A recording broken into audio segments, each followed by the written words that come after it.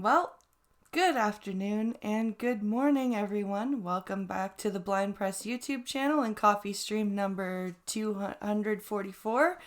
I'm trying again with OBS because Pincalo said everything was capturing, but the stupid freaking music that I was trying to play for you guys as intro was not coming through, even though audio capture was going on. So that's frustrating.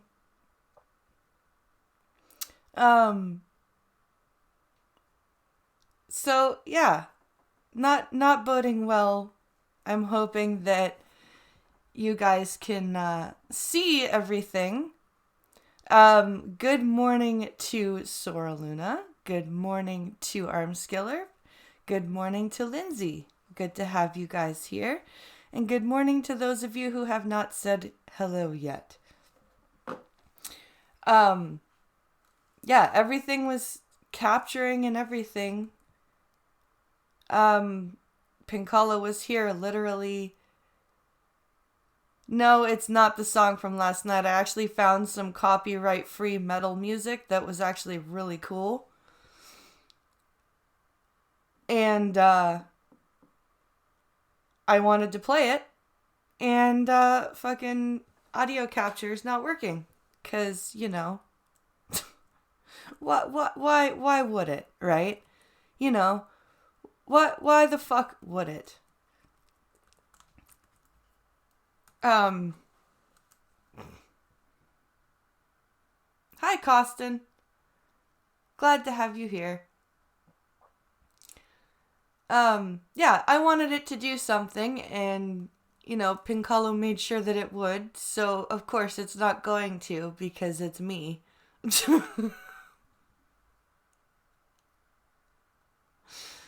Fucking ridiculous. I hope that the window capture is working, because holy shit, that would be annoying. If that wasn't working either. That would drive me. I think I would lose my shit. I really do think I would lose my shit. So I hope everyone's having a good Monday morning. I'm feeling pretty good today. I know I'm showing a bit more than I usually do, but hey, I have skulls, so it's fine. It's totally fine, right? I can see both the screen and your webcam just fine. Well, thank God for that. At least window capture is working. There is some mercy on this planet. Yeah, it's working well, says Check Your Logic. Oh, good. I'm glad. And you know what's gonna be hilarious? Is if there's some video advertising in any of the articles that I have, and it decides to play. That's totally gonna happen to me. I guarantee it. It's totally gonna happen. Because that's just my luck. So we're gonna start the story, or the stream off, with a bit of a funny story. Hi, Zombie Teddy. Glad to have you here. Looks great, says Irate. Oh, thank you, dude. So we're gonna start off this stream with a bit of a funny story. It says, the headline, as you can see here, says, daughter writes hilarious obit for her dad that made rounds around the world. Her father left his family with a house full of crap, 300 pounds of birdseed and dead houseplants they have no idea what to do with. And so I guess this is a picture of I guess he was a vet, because there's a vet handing the flag to the daughter who wrote the obituary. So yeah, that's what this is. Is it as funny as emotional support? They weighed the birdseed. Maybe it was still in its original bags, and you could, like maybe it was still in the original, 10 or whatever pound bags it comes in. I don't know. That's just my guessing. That's just me guessing, so. So, honey, the audio capture didn't work. I wasn't able to play the song. I don't know why. It was kind of weird. But luckily the screen is working, so. Share this story. Daughter writes hilarious obit for her dad that made rounds around the...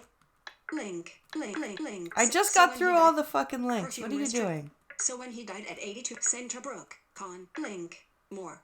Share this story. Daughter, link, Google, link, Centerbrook, con, Joe Heller always wanted to have the last laugh. So Centerbrook, con, Connecticut? Is that what con is? That would make sense. So when he died at 82 on September 8th, his daughter Monique Heller sought to provide it by writing a paid obituary in the local paper describing her father's inimitably irreverent and preposterous personality. Oh, look, an article where the author gets paid for long, big words. Her humorous tribute was published, online and in print, last week in the Hartford Courant and immediately caught digital fire. Readers loved the infectious account of this small-town everyman who embodied the tight-knit nature of this hamlet near the Connecticut River, between New Haven and New London. You were correct. Okay. The obituary listed achievements such as being a consummate napper and a regular browser of collectibles at the local dump. A consummate napper and a regular browser of collectibles at the dump. In an undated handout image, Joe Heller, a small-town everyman who died at 82 on September 8th, 2019. Handout via the New York Times. Okay, so this is the picture of the guy who died, I guess. Humorous obituary 5 JPG. And there's a picture of the obituary. Yeah, that's pretty funny. That's funny. In an undated handout image, there wasn't a road, restaurant or friend's house in Essex that he didn't fall asleep on or in, Heller wrote, adding that her father left his family with a house full of crap, 300 pounds of birdseed and dead house plants that they have no idea what to do with. Heller wrote that her father had warned her against a fancy send-off when he died, preferring that his family dig a hole in the backyard and just roll him in. I don't think that's legal, sir. I don't think that's legal. Although I like the way you think. I do. I just don't think it's legal for your family to do that. He said, I don't want any of that funeral home stuff, she said, employing an off-color word for stuff. You mean shit.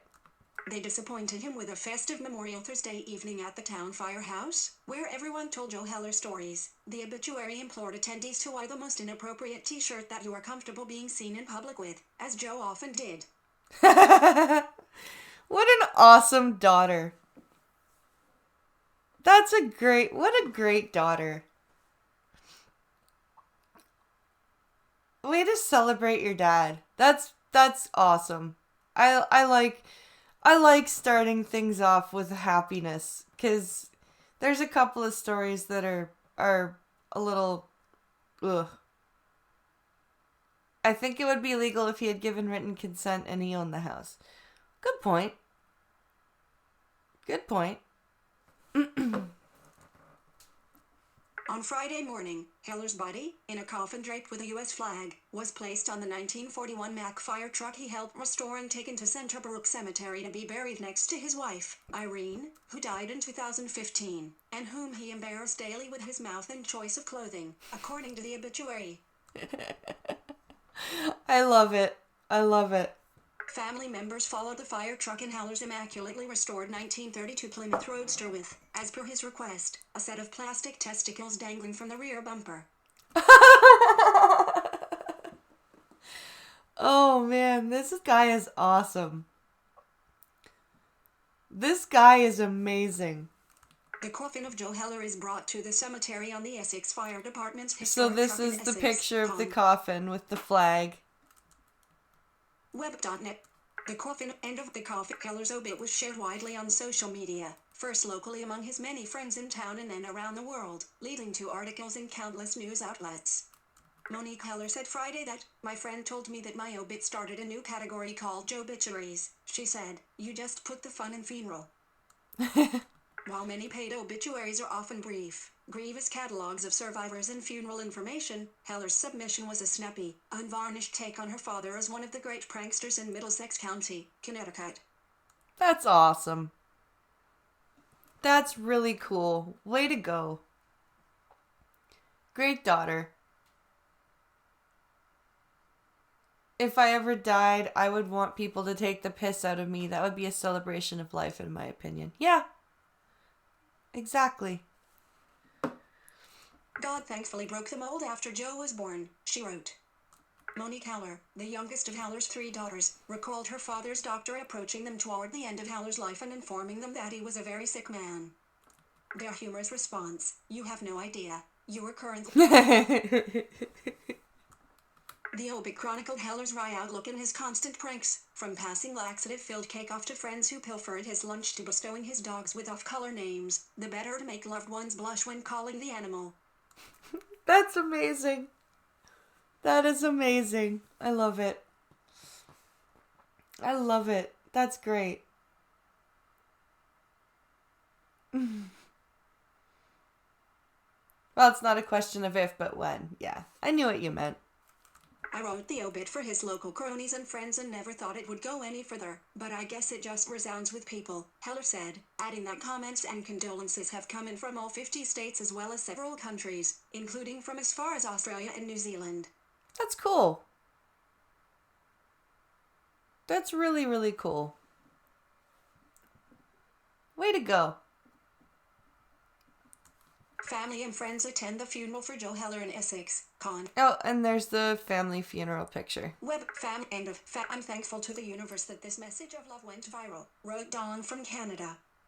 "Sounds like he was an amazing bloke," wrote John Williams from London. "You were current good old Joe could have been my relative. LOL," wrote Bruce Freshwater from Pittsburgh. As a young man, Heller worked as a library assistant at the Yale Law School Library before joining the Navy. With no money for college, he managed to secure a job as a self-taught chemist at a local makeup company, where he developed its early cosmetic lines. Oh, that is really cool.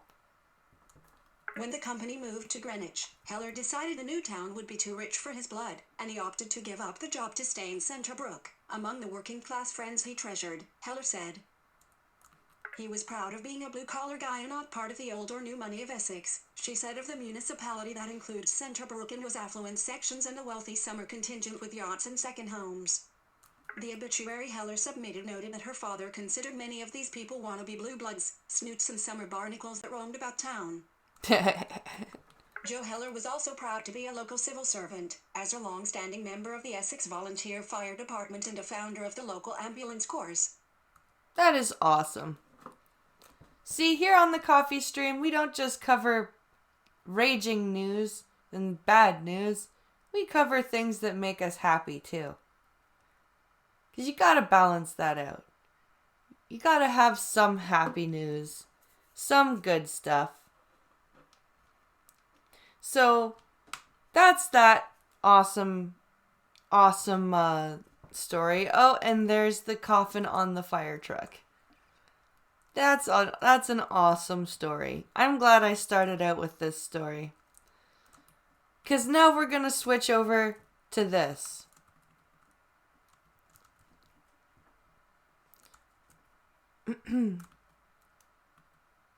We're gonna switch over here.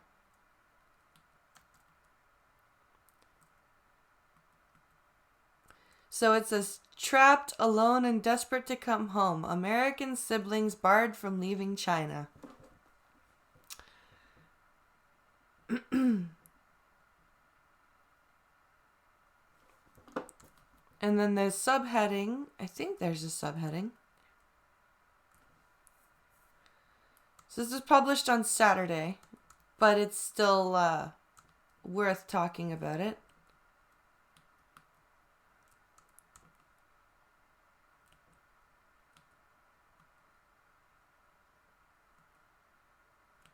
So it says, imagine visiting a country and not being able to leave.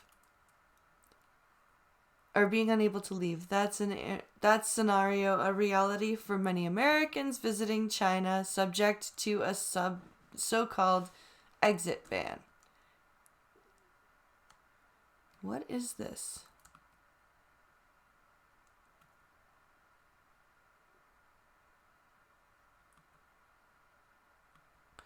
Oh, it's a video.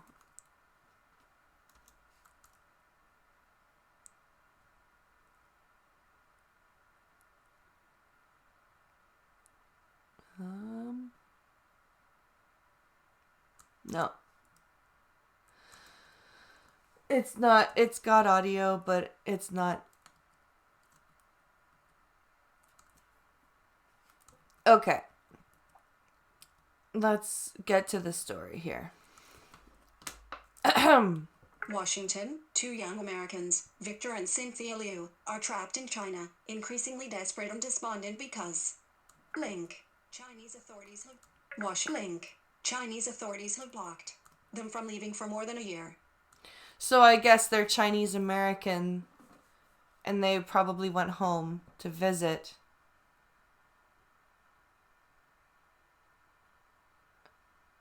Well, time to get SEAL Team 6 geared up. They got themselves a hostage situation.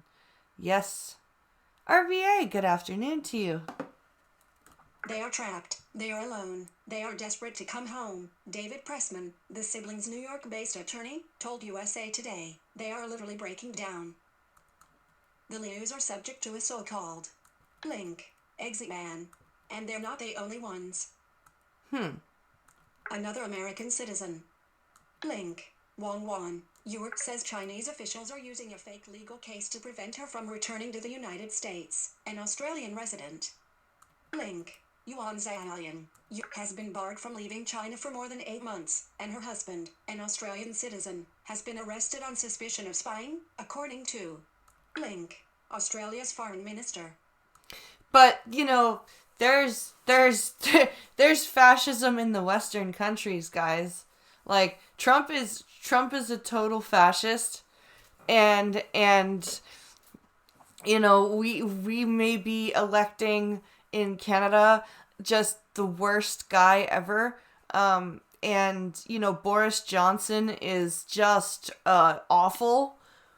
It's totally fine what's happening in China right now, you guys. That's totally not. It's, oh man, this is crazy. If they are criminal, or if they are not criminal.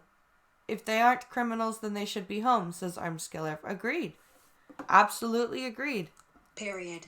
The State Department has warned Americans about China's growing use of exit bans, stating in a January 3rd travel advisory that Chinese authorities have sometimes used exit bans to keep Americans in China for years. That's insane. That is absolutely bullshit. China uses exit bans coercively, the State Department cautioned, to compel U.S. citizens to participate in Chinese government investigations, to lure individuals back to China from abroad, and to aid Chinese authorities in resolving civil disputes in favor of Chinese parties. Complimentary. President Donald Trump meets with Chinese President Xi Jinping on the sidelines so we've of the got a G20 summit in picture. Osaka, Japan on June 29. Yeah, we've got a picture of the Chinese president and Trump. Okay. Thomas Kellogg, executive director of the Center for Asian Law at Georgetown University Law Center, said China has long used exit bans to stop its own citizens from leaving the country, particularly human rights activists or other dissidents, but authorities are increasingly using the tactic to harass Americans and other foreign nationals, particularly those of Chinese descent, he said. Okay then, because, you know, that's totally fine. 100 years ago, this could have started a war. Yep. If the West is Hitler, the East is Hitler, Stalin, Pol Pot times a billion. Yep. Yep. We don't have firm numbers in terms of exactly how many people, on either the Chinese side or the international side, have been subjected to exit bans, but we know that the number is quite large, Kellogg said. Thousands of Chinese citizens have been subject to exit bans in recent years, he said, along with an unknown number of foreigners. That's crazy. Kellogg and other experts say the bitter U.S.-China trade war has exacerbated the trend, along with Chinese President Xi Jinping's efforts to consolidate power and stifle dissent. She has purged opponents, often using the link pretext of corruption. Overseen a massive link repression campaign. You are currently on a link. To click this link. Just a minute, guys.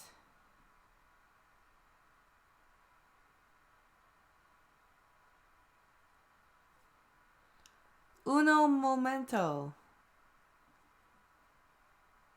I have received un notification.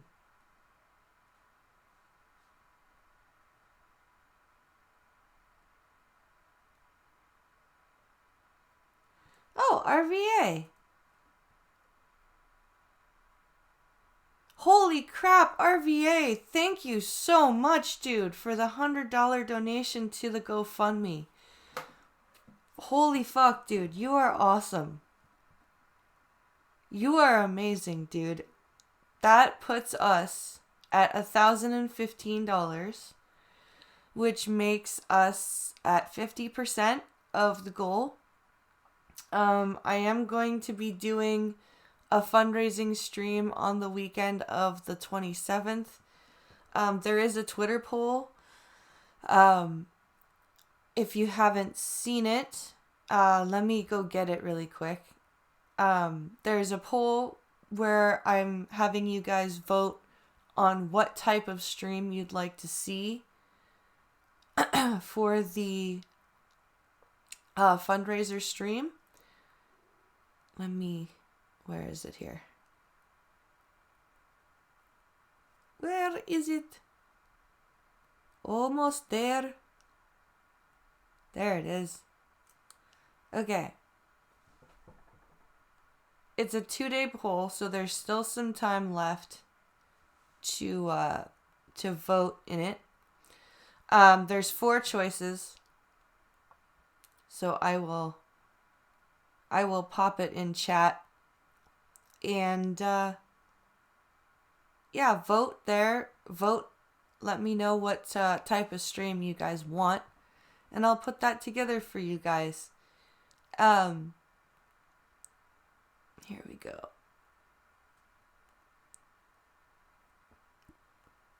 There. That is the Twitter poll.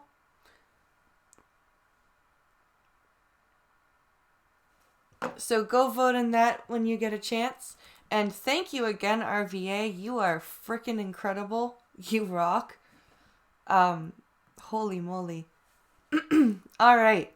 Against Muslims, and Nick's term limit so he can hold on to power indefinitely. It's a very ominous way of governing, said Robert Manning, a senior fellow at the Atlantic Council, a Washington-based foreign policy think tank. The use of exit bans, he said, is one element of it. A spokesman for the Chinese embassy in Washington did not respond to email questions. I bet they didn't. Donald Trump orders American companies to seek alternatives to operating in China. A State Department official said the agency could not disclose the number of Americans currently subject to exit bans, but this official, who was not authorized to speak on the record, noted that Chinese authorities have brought authority to prevent U.S. citizens from leaving China.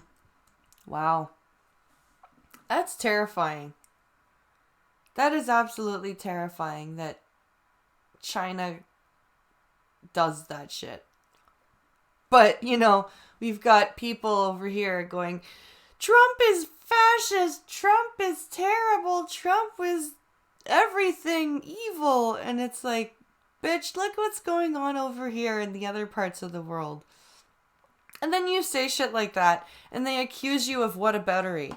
And it's like, holy fuck, no, I'm trying to point out your lack of awareness, you crazy people.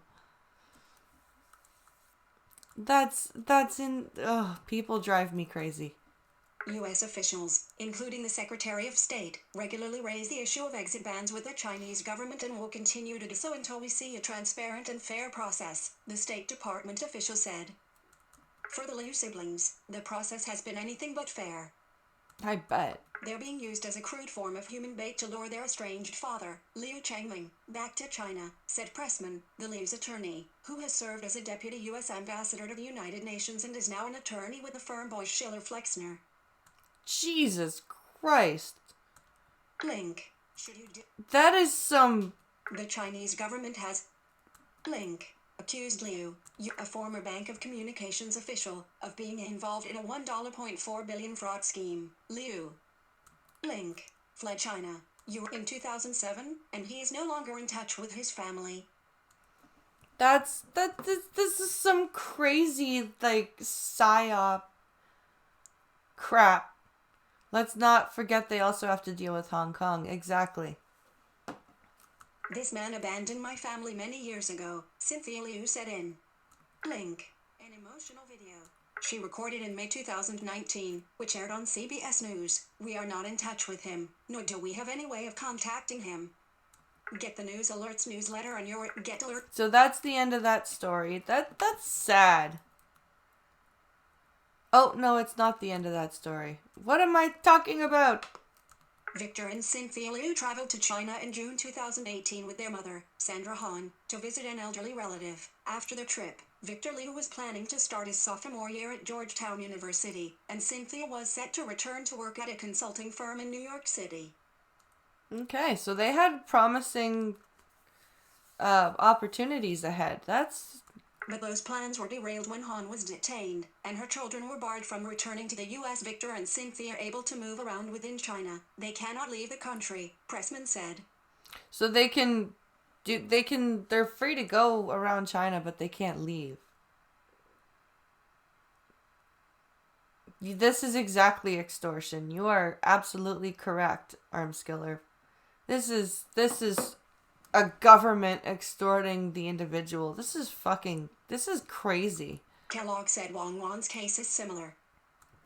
She hasn't been accused of any crime. She seems to have been subject to an exit ban merely because of her association with political figures who have been disgraced and purged, he said. You are currently on it. Wow. The disgraced figures in this instance are Wang's husband and her father-in-law, who were charged and convicted in corruption cases. Her father-in-law, Zhou Yongkang, was a senior member of China's ruling Community Party but came under investigation after Xi Jinping came to power and has since been sentenced to life in prison, according to an account in Link. China Change.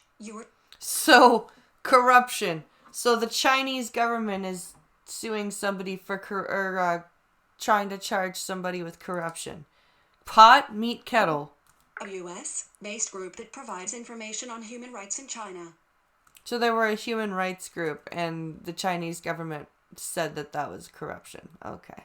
Wang says she was also detained and held for several years, starting in December 2013, and then placed on probation. She was supposed to be free this summer, but then came the exit ban.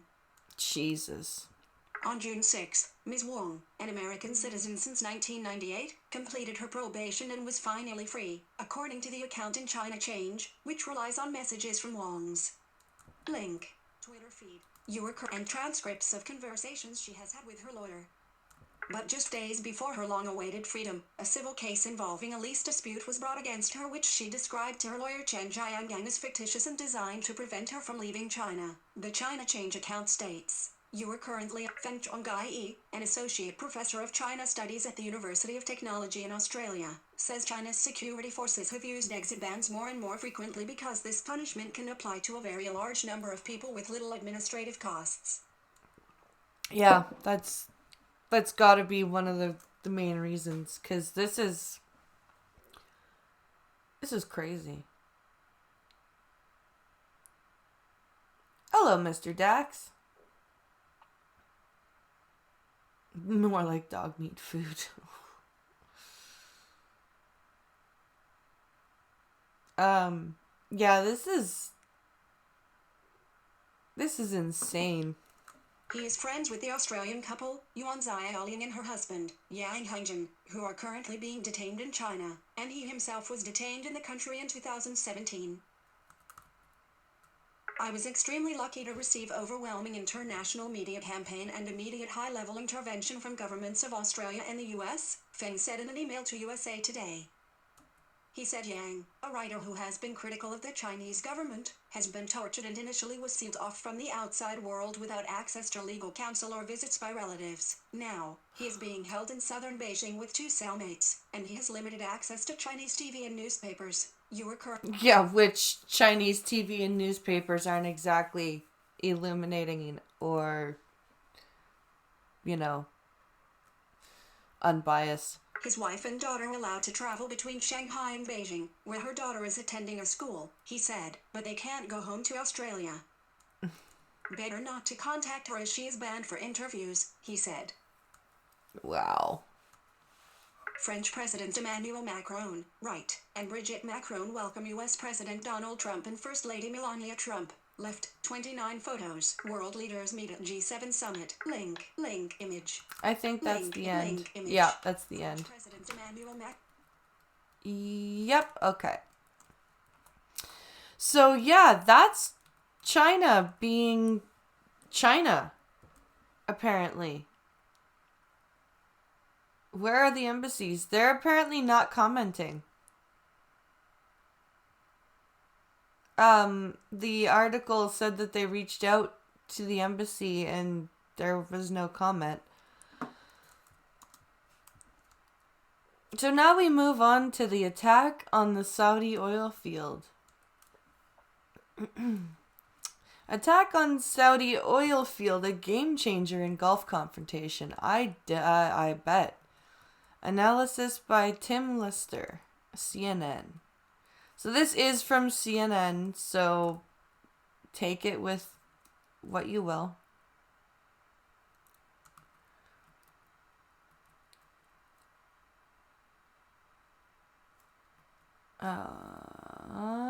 Where's the body of the article? I just want to read the story.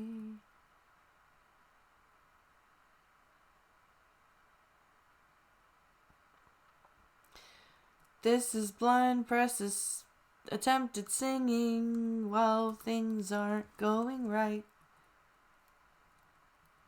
Where the fuck is the body of the article? Or is it just a video? If it's just a video, then that really sucks.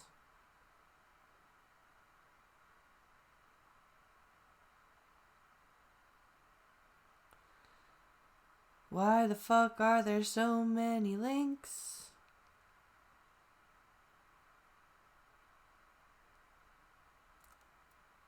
Yep.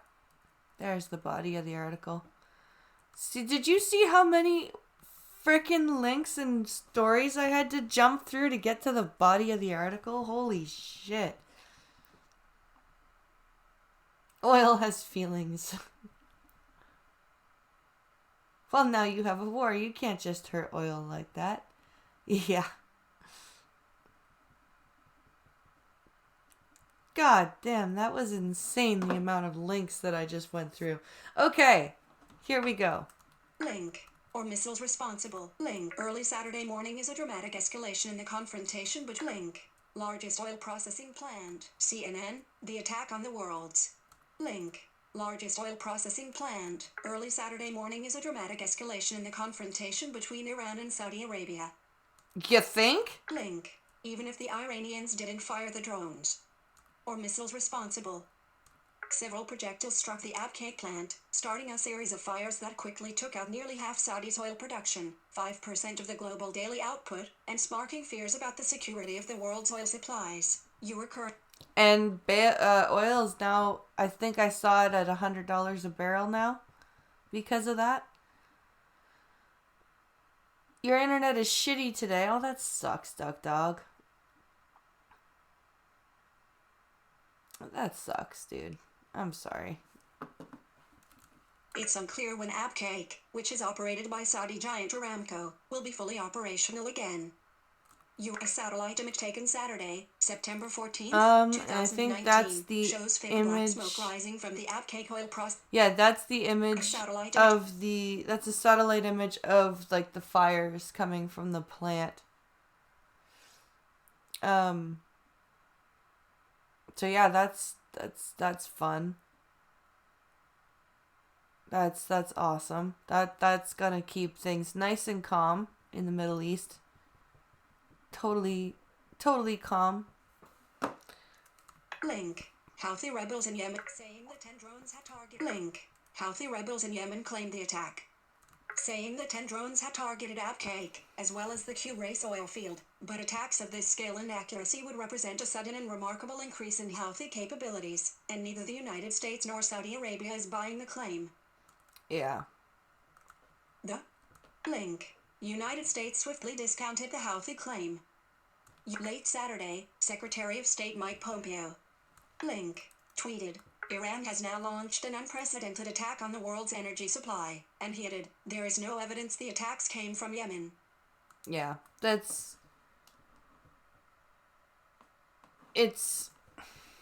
Yemen is not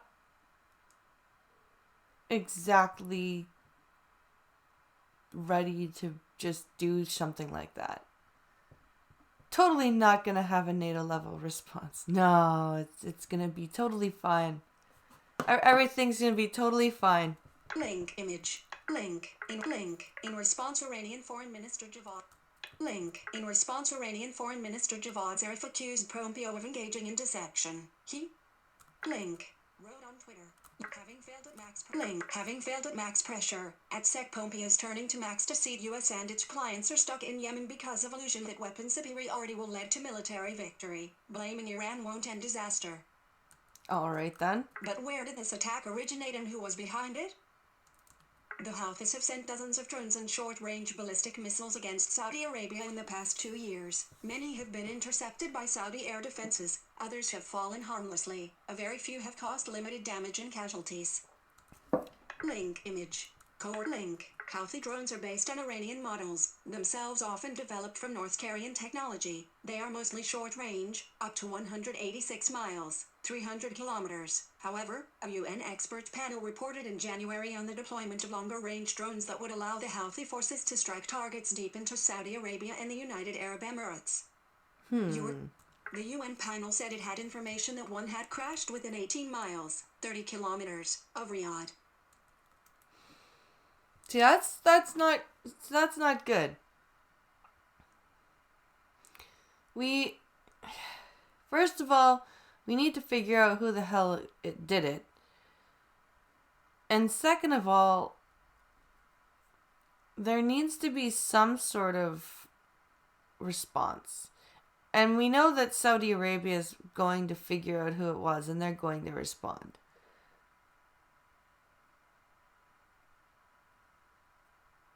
Let's see, regular price from Irving St. John is $70 available, or a barrel for 91 octane.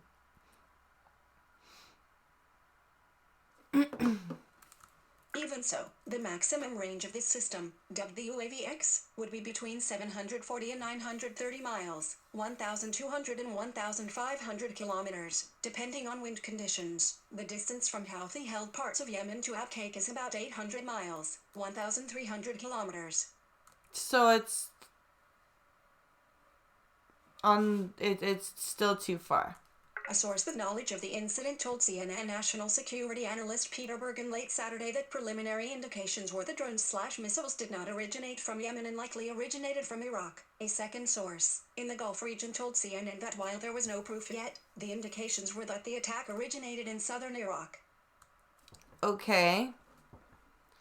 So, why are we blaming Iran then? I don't quite understand. Link image. Link pro-Iranian militia well entrenched in southern Iraq. Ah. And the Quds Force, the Iranian Revolutionary Guards unit in charge of foreign operations, has a presence there. Earlier this year, some regional analysts assessed that a drone attack on a pumping station at Afif in northern Saudi Arabia originated in Iraq, but no hard evidence was produced. Okay, I see now. The Iraqi government Sunday issued a statement rejecting reports about its land being used to attack Saudi oil facilities. I bet it did. It's got to cover its ass. What do you expect?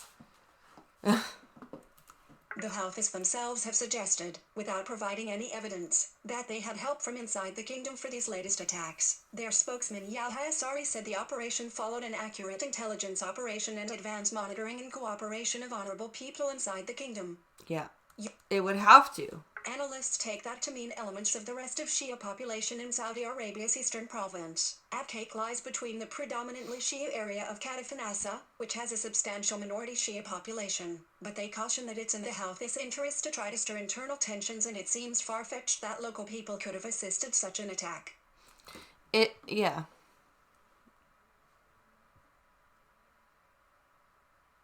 Well, if Iran did do that, America would show them no mercy. Neither would Saudi Arabia.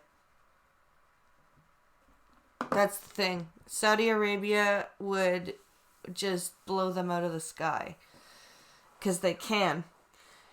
And that's honestly probably one of the only ways that Saudi Arabia would be able to get away with using their nukes without the international community going, "Hey, Saudi Arabia, what the fuck?" I think that this is a pretty bad development for everybody, honestly, and not just because of oil prices and whatever. We don't need this shit right now. The attack took out roughly half of Saudi Arabia and number 39, as oil output image. Wherever the attack originated and whoever pulled the trigger, these attacks are a step change in what has already become a dangerous confrontation, with the sabotage of merchant shipping in the Gulf and the acute deterioration of the situation in Yemen, as well as several aerial attacks on Shia militia camps in Iraq in recent months. Yeah. While not confirming it was behind the attacks, Israeli Prime Minister Benjamin Netanyahu has said Israel is prepared to strike at pro-Iranian actors wherever they are considered a threat, including in Iraq. Wait, did CNN just throw shade at Israel by not... Wait. While not confirming it was behind the attacks. While not confirming it was behind the attacks... So they're basically throwing shade at Israel because they didn't definitively say yes or no that they were behind the attack. Why would Israel take out half of Saudi Arabia's oil? What point would that, what would that gain them? And why does CNN feel the need to throw shade at Israel like that? CNN is as anti-Semitic as the Democrat Party. Apparently, Duck Dog. Because holy shit, that is insane. No previous attack, since the Yemen conflict began 4 years ago, has interrupted oil supplies. This one has taken 5.7 million barrels a day off the market and demonstrated the vulnerability of the pumping part of Saudi Arabia's oil industry. Okay. Saudi Arabia has invested heavily in advanced air defense systems. Aham Kamal at the Eurasia Group says that the critical problem for the kingdom is structural. Most of Saudi Arabia's air defense systems are designed to defend against traditional threats and are ill-equipped to tackle asymmetrical aerial threats such as drones. Well, then maybe they should fix that. Just a thought.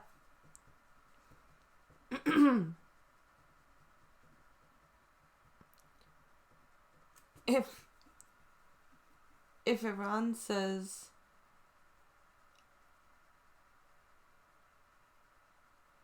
Sounds like CNN is accusing Israel of the attack, says cynical Lindsay. Of course they are. It's CNN. Yep. Link. That vulnerability is enhanced when so many essential parts of the infrastructure, storage, processing, and compressor trains, are located within a small area, he adds. The attacks have drawn in the international community, with the U.S. declaring that it is ready to open its strategic petroleum reserve if necessary, and President Donald Trump calling Saudi Crown Prince Mohammed bin Salman. You are currently at present. There is plenty of oil on the market. OPEC and its producing ally Russia have cut production this year to support prices. But Saudi Arabia is normally the organization's swing producer with the ability to reduce or increase the flow as required. That ability is crimped for now. Yeah, we just need to get Venezuela's oil. Just feed them something, and, you know, that's what we do. Feed them and get them to give us their oil. Much depends on the damage reports, and what workarounds might be possible to restore full production and soothe markets' nerves. The most critical elements of Saudi Arabia's oil infrastructure include several redundancies, Kemal says. How Saudi Arabia will respond in other ways, such as redoubling its military campaign against the Houthis in Yemen, is yet to be seen. You are currently CNN's Akil Najim said. So that's the end of that story. I can't believe it. I'm almost out of coffee and I still have 45 minutes to go. Because remember, guys, we're doing 90-minute streams. So that I can bring you guys the best show possible. So, let's see here. What's the next story? Oh, here we go. Yes, we're gonna move into the Canadian stuff here. We're gonna do this article and then our titular article. So this here, Canadian climate concern can carry Greens to full election, or to breakthrough election. This is a 4-minute read, apparently.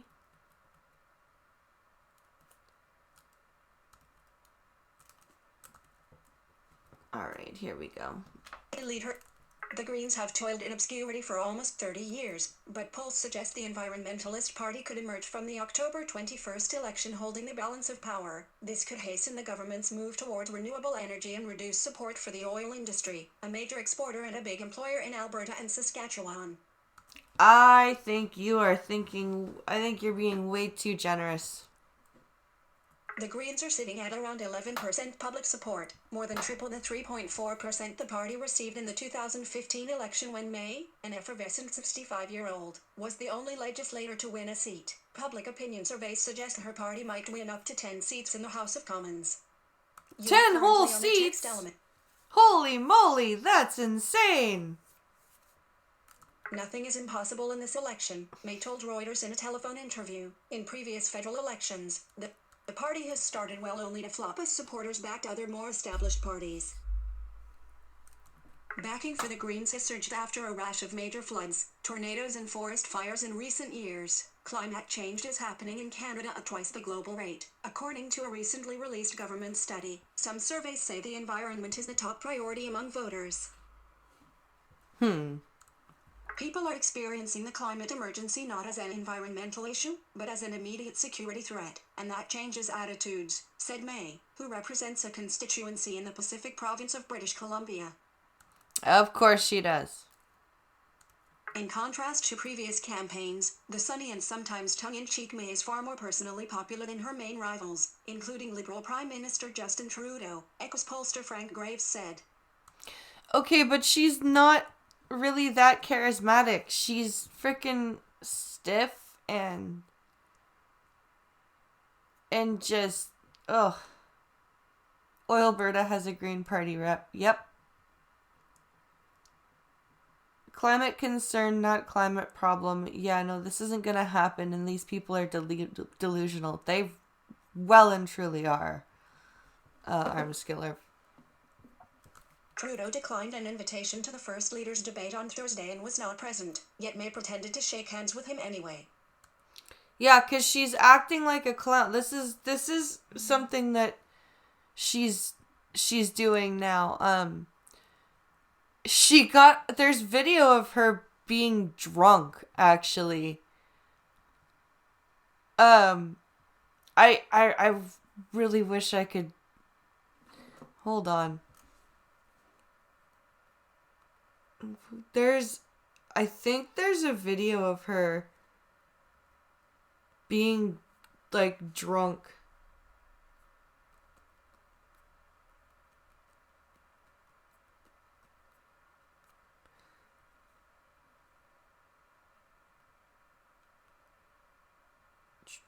Where is it? Why has voiceover stopped?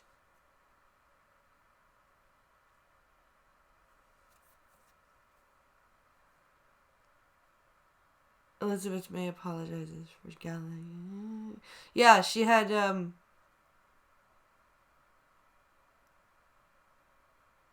where is...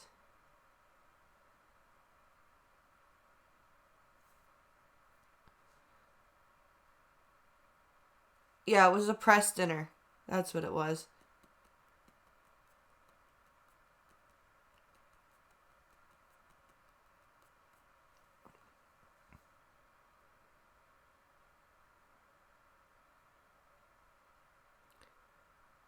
Where is it? I wanted to play it.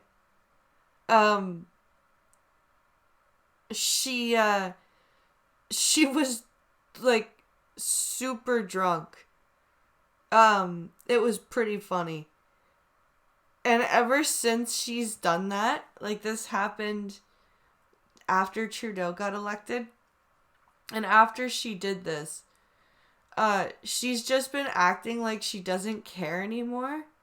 It's really weird. She did try to be more serious and more,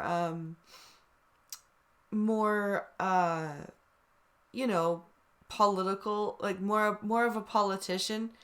And then Trudeau got elected, and she had this, like, snafu of a press dinner.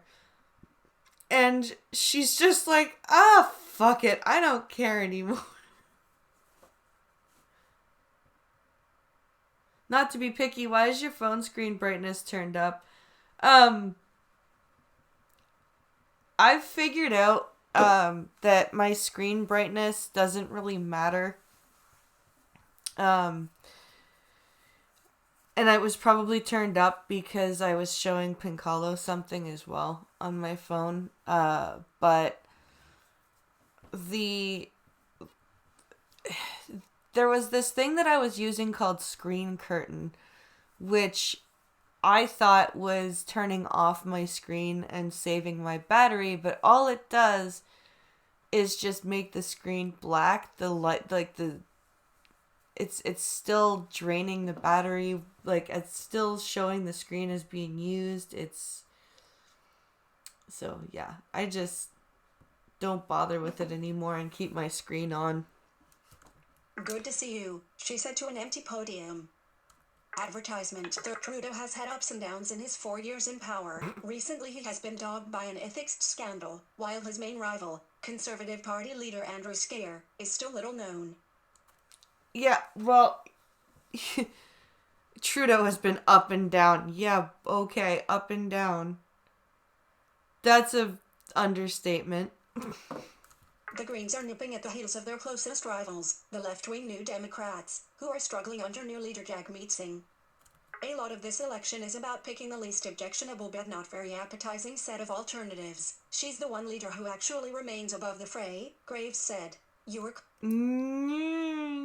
don't know. She does a good job. She speaks sensibly. She's a good debater. She's handled herself well, he said. No, she's not. Elizabeth May is not a good debater. She just laughs at you. When Elizabeth May doesn't have an argument, she just kind of starts to giggle and go, wow, that's not true, wow. Trudeau is why these people are getting a little clout. Yeah. Very true. Trudeau and Scare running neck and neck nationally, but Liberals have an edge in a greater number of Canada's 338 individual parliamentary ridings. If Trudeau wins more seats than Scare but falls short of a majority, as polls suggest could happen, he will need some opposition legislators to agree to help him govern. May's price for such a deal could prove very high. You are correct. Yep. We will not support any party or collection of parties to form a government that has not committed with real intent and clarity to move away from fossil fuels as quickly as possible, she said. Yes, hello Canadian AOC, how are you? She wants a ban on future crude oil pipelines and to block the planned expansion of the Trans Mountain Line from Alberta to British Columbia, which the Trudeau government bought for $4.5 billion, $3.4 billion, last year. Were the Liberals to need the support of Greens or the New Democrats, it would be dire for the oil industry, said Rafita Mason, a portfolio manager specializing in energy investing at Canoe Financial in Calgary. Not wrong. Advertisement. The Liberals would be twisting policy much more aggressively to the left to satisfy these other parties, Mason said. Yep, absolutely. Oh, she goes to the Sargon School of laughing at your opponent? Yes, she does. Yes, she does. She just kind of vapidly laughs at you and goes, wow. It's rather sad. Canada has the world's third largest proven crude reserves, and the industry has struggled in recent years due to lack of pipeline capacity. May says she would seek to fill the fossil fuel void by promoting a switch to a clean energy model. What clean energy model? $1 equals 1,3269 Canadian dollars. What? Additional reporting by Steve. What? $1 equals 1,3206. Our standards. I'm confused by that.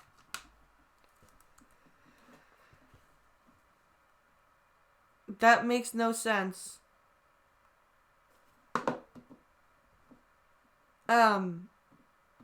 Weird. Okay.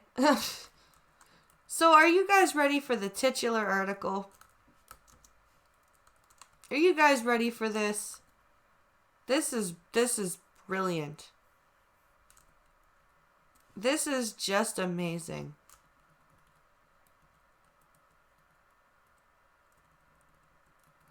This is just gonna make you guys go, wow. So, former Ontario minister sides with Beijing, pins Hong Kong protests on outside forces. That's right. You heard me correctly. That is exactly what I said. So we're going to read this wonderful... Oh, Jenny Tallwarts, hello. Yes, titular article.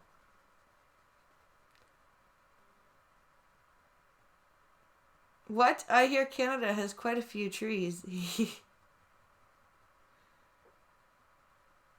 Outside forces, translation, Russian bots, says cynical Lindsay. Yup, that's what I think.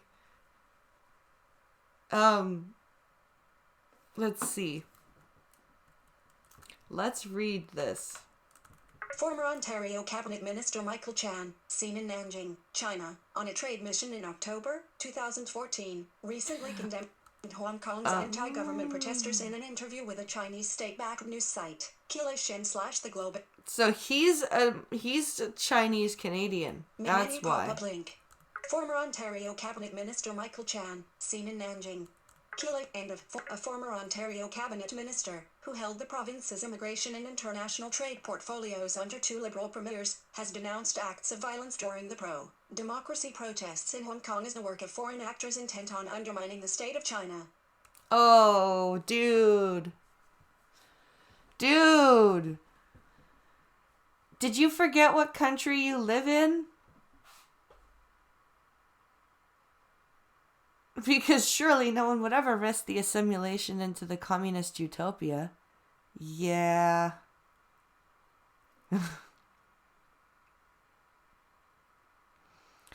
When you hate America so much that you will support China because Hong Kong protesters are waving the American flag. Yeah. Did someone say tit? Where? Hello, all you need. Former MPP Michael Chan, in a recent interview with China News, a Chinese state-backed news site, condemned the city's anti-government protesters and applauded Hong Kong police for showing restraint in the crisis. His assertions echo the statements by Chinese officials as the protest movement in Hong Kong gathered steam. China has blamed foreign forces for manipulating the protests and interfering in Hong Kong affairs. Yes, because nobody could ever just not want to be communist, China. It's gotta be outside forces. It can't possibly be that nobody wants to do what you want to do. The only outside forces in Hong Kong is China. Yeah, Jenny, yeah, you're not wrong. You're not wrong at all. Link. I have been thinking, why are these young people so radical, so passionate, and committed to do these things? And why so many people? Mr. Chan said in an interview with China News that was published earlier this month. If there is no deeply hidden organization in this, or deeply hidden push from the outside, there is no way that such large-scale turmoil would happen in Hong Kong in a few months. It's not been a few months. It's been brewing for years, you fool. It just hit a boiling point. Oh my God, you are just... Wow. Just wow. That's impressive. Mr. Chan served in various portfolios for the Ontario Liberals, including as Immigration Minister, during his tenure in office between 2007 and 2018. Last week, in an article posted on Mr. Chan's public WeChat social media account, he is quoted as suggesting demonstrators have been trying to enlist the Japanese for help with their cause. The article is titled Exclusive Interview with Michael Chan, Guerrilla Actions. That's wow. He said in the article that Japanese media reported an interview with a Hong Kong protest leader who traveled to Japan and mused that Japan could send a self-defense force on the grounds that they could protect the overseas Japanese. Mr. Chan went on to say the report was strongly condemned by Hong Kong residents and added that the protest leader has denied ever saying such things. The protester Mr. Chan referred to, Agnes Chouting, stated on her social media accounts on September 5th that she made no such claims and demanded the Japanese media delete the report. Yeah. Because I don't see why Japan and why Hong Kong would go to Japan for help. I'm confused on that assertion. That sounds like he's just pulling stuff out of his ass, honestly. I don't see it. Quite honestly. Ha ha ha. Any reference to a Japanese military presence in Hong Kong is especially inflammatory among the Chinese community because of Japan's brutal treatment of Chinese citizens during the Second World War. Story continues below. That protest leader is actually taking the initiative to ask the Japanese army to occupy Hong Kong again in order to guard freedom and democracy. This is incomprehensible, the article on Mr. Chan's WeChat page said. Wow. This article was also published under Mr. Chan's byline at 51 Ka, a prominent Chinese-language online publication in Canada. And this isn't interference? This is not foreign interference? What you're fucking spouting, Mr. Canadian? Mr. Chinese Canadian? Are you serious? Well, if you were desperate, who else would you turn to? Pulling stuff out of your ass sounds like a load of shit. Efforts to reach Mr. Chan through his public WeChat account were not successful. I bet. Repeated calls and emails to Mr. Chan's lawyers and workplace were not returned to the Globe and Mail. According to the Seneca College website, Mr. Chan sits on the Board of Governors. Wow. What a piece of crap.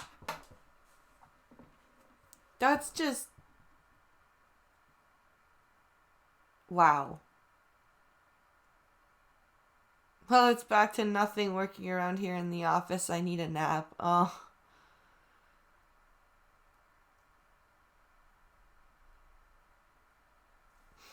So let's see here. How many articles do we have left? We have 1, 2, 3. 3 articles left. Okay, we have two ones that are gonna make us mad, and then a sciencey one to end off with. And I think I can go without coffee for that long. I think, because I just finished my coffee.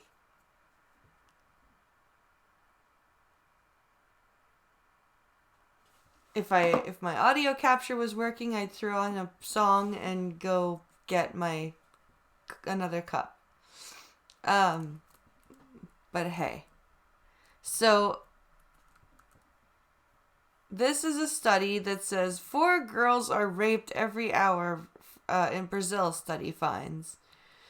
I chose this article because it's just going to show you people that, again, the left says stuff about stuff like this about, you know, the States and Canada, and there are countries where things are, you know, really going on. So we've got a picture of women wearing pink masks. Ask my manservant for more coffee. My manservant's at work. My man servant is at work earning money. So I can't. Hubby Poo is working he's off driving. So let's see. Speaking of out earning money, if you guys are willing / able, please consider hitting up the Streamlabs or the GoFundMe. Again, thank you so much to RVA. That was insanely generous. So this, there we go. So this is another CNN article. This came from Gunfox, so. CNN, in link, Brazil. 4 girls under 13 are raped every hour and every 2 minutes police receive a report of violence against women. Those are just 2 of the findings from a link new study released Tuesday by non-governmental organization Brazilian Forum of Public Security, which found that violence against women and girls is worsening in the country. Yeah, so why are feminists not doing anything about that? Why are we reading about nothing in the States and Canada when shit like this is going on in Brazil and, you know, the Middle East and Eastern Europe and Africa and what the fuck? Why? Brazil, which is home to over 200 million people, is already among the most dangerous places on earth to be female. Image. The report found that femicides, when a woman is murdered for being a woman, increased by 4% last year on the previous year, even as the national homicide rate fell 10.8%. In 98% of those cases, the perpetrator was the woman's partner or former partner. Femicide? Over 263,000 women suffered serious injuries at the hands of their partner, according to the study, which was based on governmental data. The country also saw the largest ever number of reported rapes, and almost 54% of the victims were girls under 13 years old. So Brazil has a pedophile issue. Apparently. Wonderful. Just wonderful. Images of models portraying women who have been abused at a demonstration opposing violence against women on Copacabana Beach in 2016. Image. So these are models, I guess, portraying violence against women. Image heading level 3, a dangerous place for women. Violence against women is a problem that Brazil has been facing for some time. Brazil is still one of the most dangerous places in the world for women, Valeria Starnes, a public prosecutor, Brazilian link, told Brazilian newspaper Globo's Jornal Nacional show on Tuesday, and the most dangerous place for a woman is her own home. A 2015 study found that Brazil had the 5th highest rate of female homicides in the world. Wow. Link image.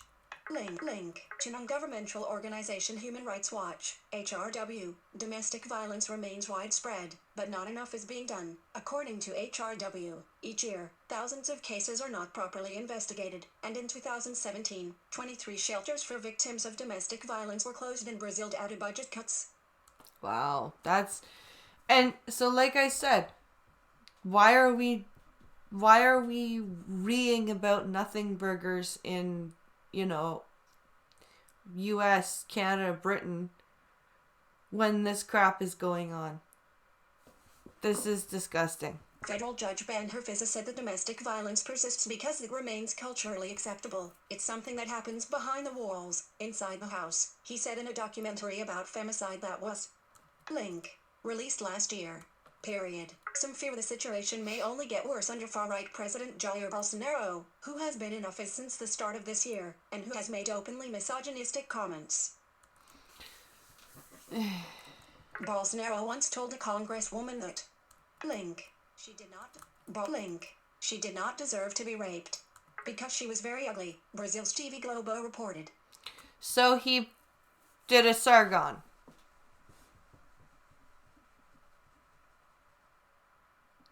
He said she was too ugly to be raped. It was, I wouldn't even rape you. Okay, CNN, you kind of cheapen your whole point when you say stupid shit like that. Paid content. So that's the end of that article. Let me just jump over this. Yeah, that's the end of that article. So now we're going to read the last article that's going to make us mad. And then we'll go to science-y stuff.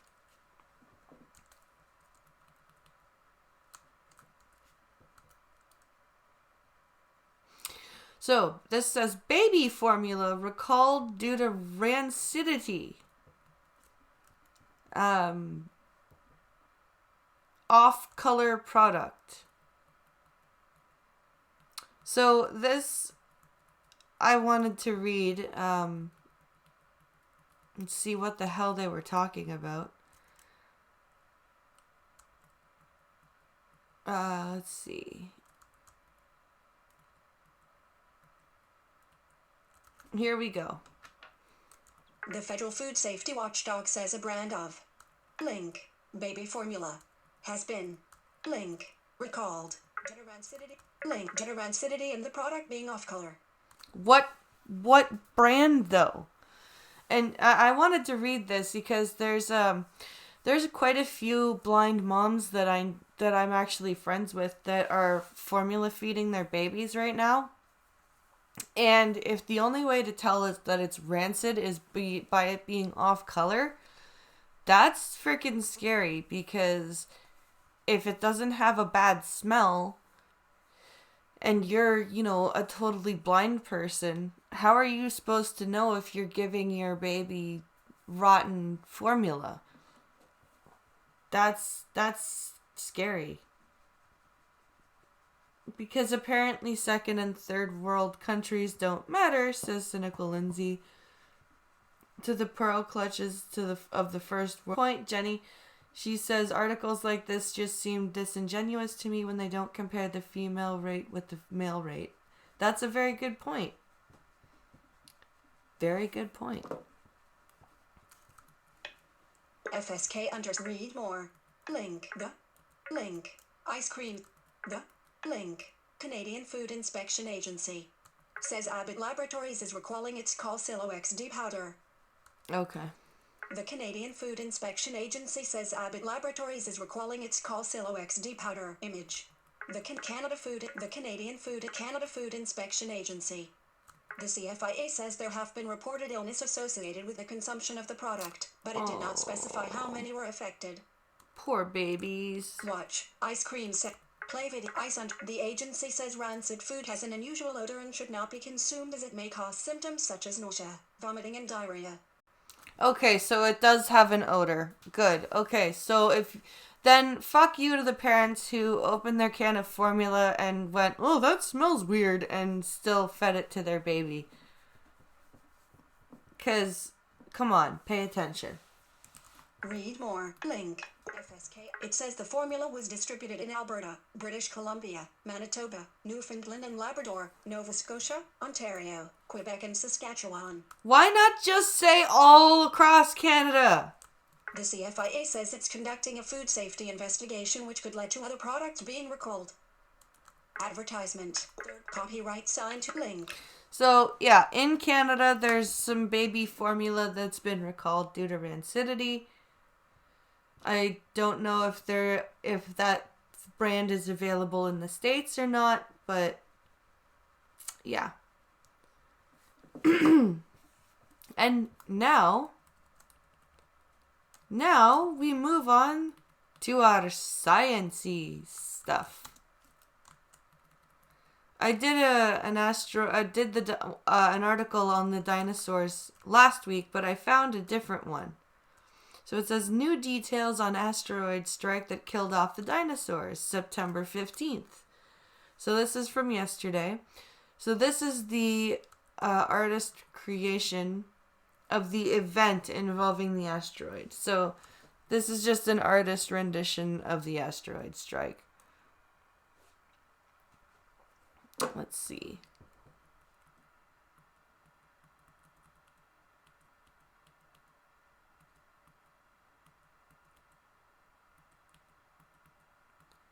Okay.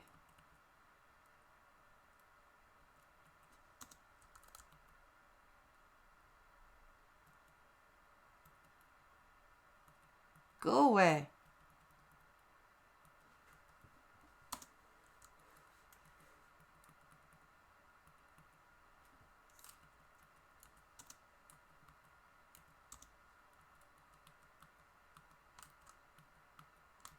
Sorry, I'm trying to close these pop-ups. That's all.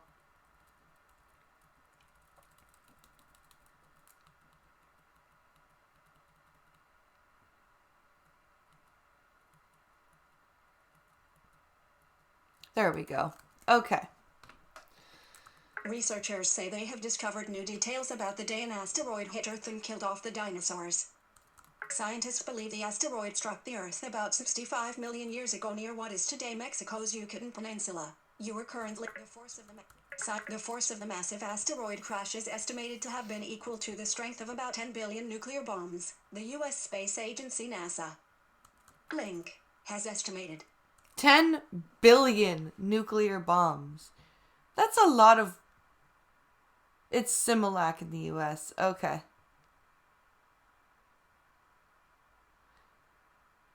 I never thought about this, but is there a way to tell, for blind people to tell the Best Buy date without opening the thing and smell it? You either, there are apps that you can use, that you can like take a picture of the container, and it will tell you, what the container says. There are also, what's it called?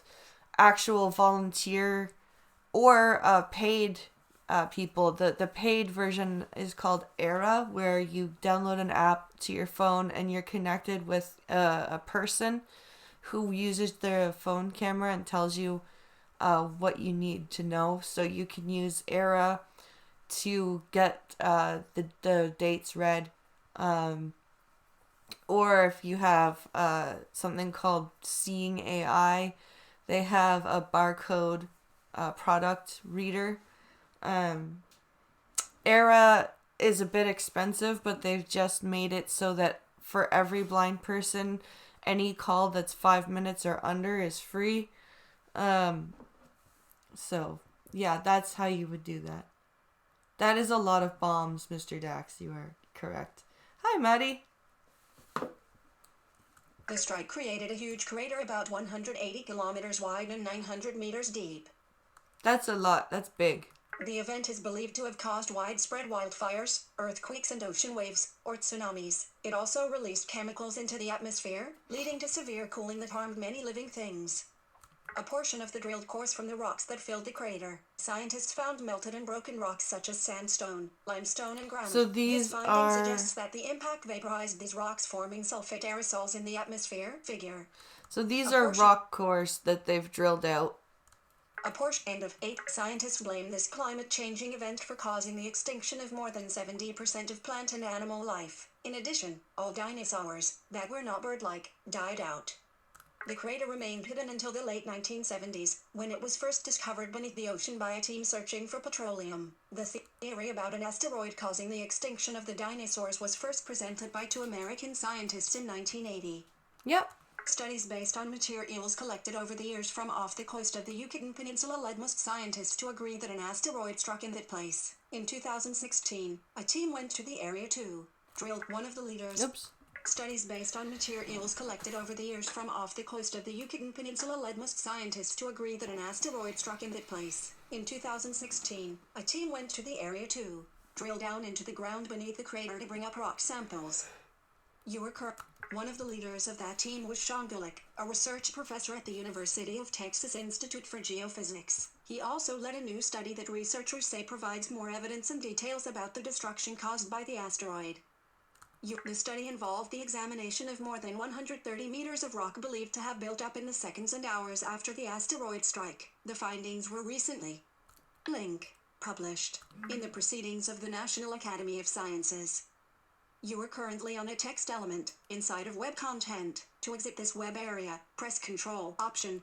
It's an expanded record of events that we were able to recover from within Ground Zero, Gulick said in a statement. It tells us about impact processes from an eyewitness location. He added that the rock record offers the most detailed look yet into the period immediately after the asteroid impact.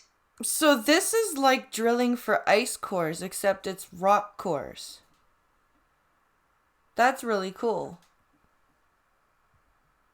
That's awesome. Oh, Moonshock, hi! Oh, right, I forgot about that app. I heard about it before. That's good, says Jenny. Yeah, it's pretty cool. This is why we need sensible assault death asteroids legislation. Well done, Mr. Dax. Well done. That asteroid was racist. It didn't kill everything. That's awesome. That is awesome. The researchers noted that the buildup of material was one of the largest in Earth's history. The materials and formations in the rocks provide evidence of what was happening in the environment right after the event. Lead author of the study, Sean Gulick, a research professor at the University of Texas at Austin Jackson School of Geosciences, with co-author Joanna Morgan. Oh, so that's the picture of the study authors. Lead author of the study. By examining the rocks, the team found evidence that most of the material that filled the crater after the strike was produced while the impact happened. This included materials that were vaporized from the blast. Some of the material was carried in by seawater pouring back into the crater from the surrounding Gulf of Mexico. So most of the material in the crater was just put there during the impact event. That's insane. The researchers also found evidence of burned material, sulfur and dust. They believe these substances were vaporized and entered into the atmosphere. They said that these substances blocked the sun's heat and caused the earth to cool. Yeah, which would have been ridiculously hard for cold-blooded mammals to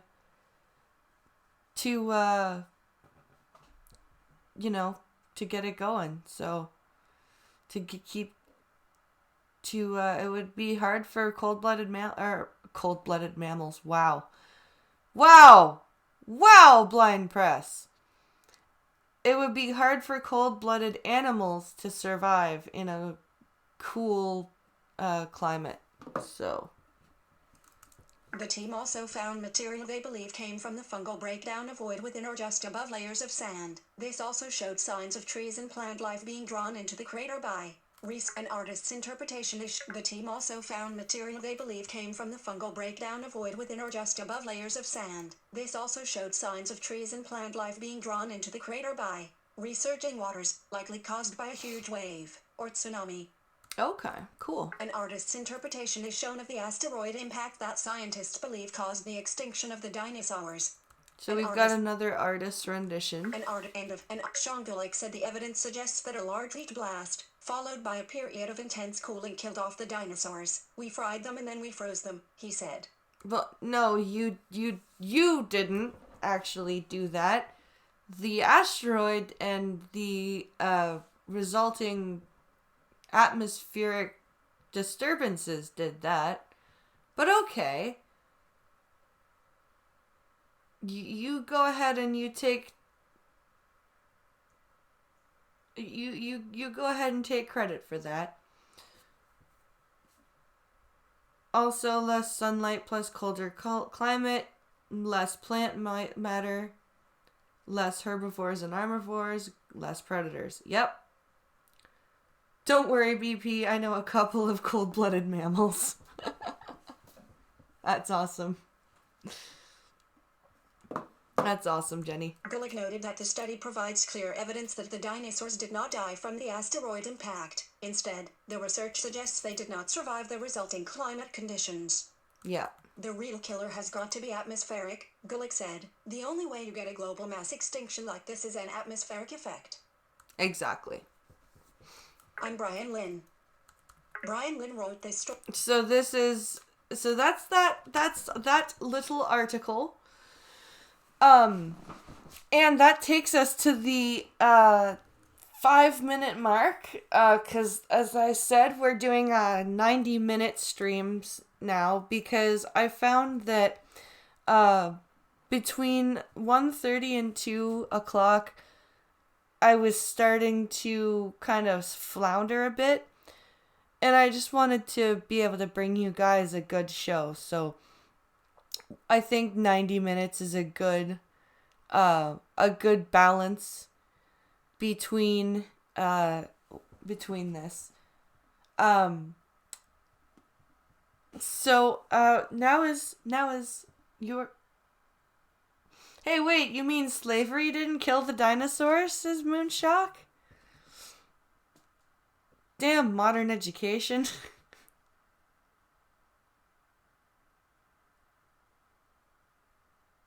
Let's see. Well, crap and stuff. It's cool though, but I try to keep mine to 90 minutes. Yeah, I find I get a little bit, like, I always think I have enough articles to get me through till 2 o'clock, and I always end up ending around 1:30, and I'm like, oh, what the fuck do I do now? So I think, 90 minutes is a good, I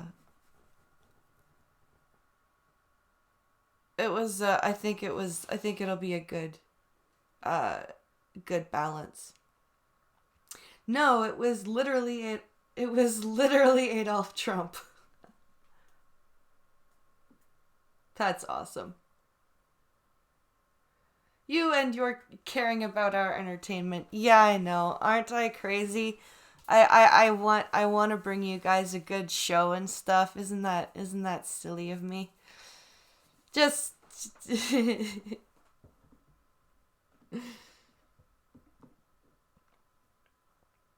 oh my goodness. Well, guys, I hope you guys enjoyed the stream today. I sure had fun putting it on for you. I am looking for a guest for this Friday. I'm one who doesn't mind having Alex in the background. 90 minutes is pretty good for a solo stream. Not many people can pull it off, says RVA. Oh, thanks, dude. But hopefully the guest I get on Friday can be okay with Alex in the background, because it's a professional development day in the first month of school, because why the fuck not, right? So yeah, and of course Wednesdays with Skep on Wednesday as well. So join me tomorrow for another coffee stream, and I hope you guys enjoyed yourselves and have a great rest of your day. Also, thank you again to RVA for your incredibly generous donation. Vote in the Twitter poll. There is, I think, about 12 hours left on the poll. It's a 2-day poll. And keep an eye out for when the stream. I'll DM you, Moonshock. Don't worry. I'll DM you. And I'll be back tomorrow with some fun more news, and we'll have a great time. I do thank everyone for watching. Have an amazing day, and thanks for everything, guys.